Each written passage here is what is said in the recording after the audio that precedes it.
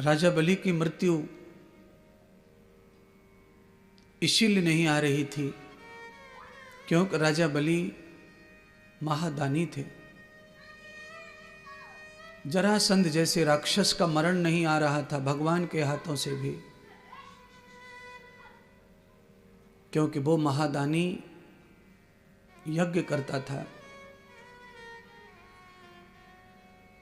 दान चाहे धन का हो, चाहे ज्ञान का हो, चाहे रक्त का हो, अन्न का हो, समय का हो, सभी दान हमारे जीवन के लिए उपयोगी हैं और हमें धन्य करते हैं, कृतार्थ करते हैं।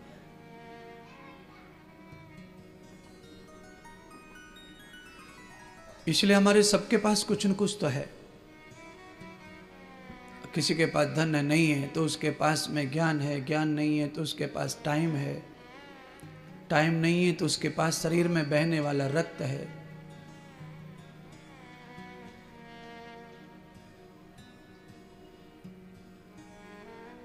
पर अवश्य जीवन में दान वीर बनो।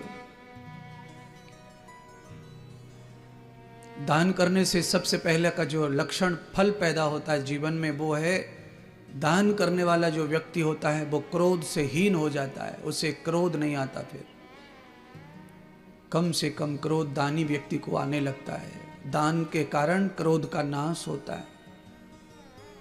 दानी व्यक्ति के अंदर ईर्ष्या का अभाव हो जाता है, उसके अंदर घृणा का अभाव हो जाता है। दान से क्रोध समाप्त होता है, ईर्ष्या समाप्त होती है और घृणा समाप्त होती है।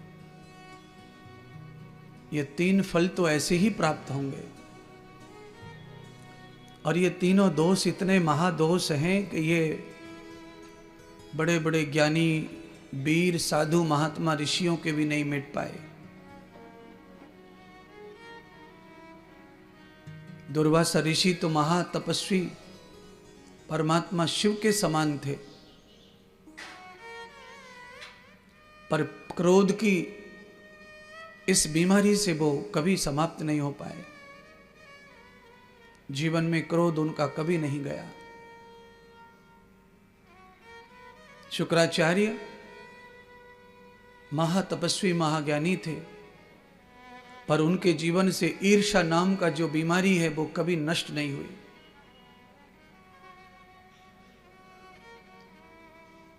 इन महापुरुषों का नाम मैंने इसलिए लिया जिससे आपको अपने सामान्य जीवन की झलक दिखाई पड़े और आपको यह महसूस हो, इतने महाप्रतापी लोग जब इस बीमारी से, इस दोष से मुक्त नहीं हो पाए तो हम सामान्य जीव कैसे मुक्त हो पाएंगे।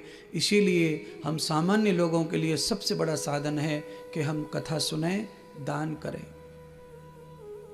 हम इन दोषों से मुक्त हो पाते हैं।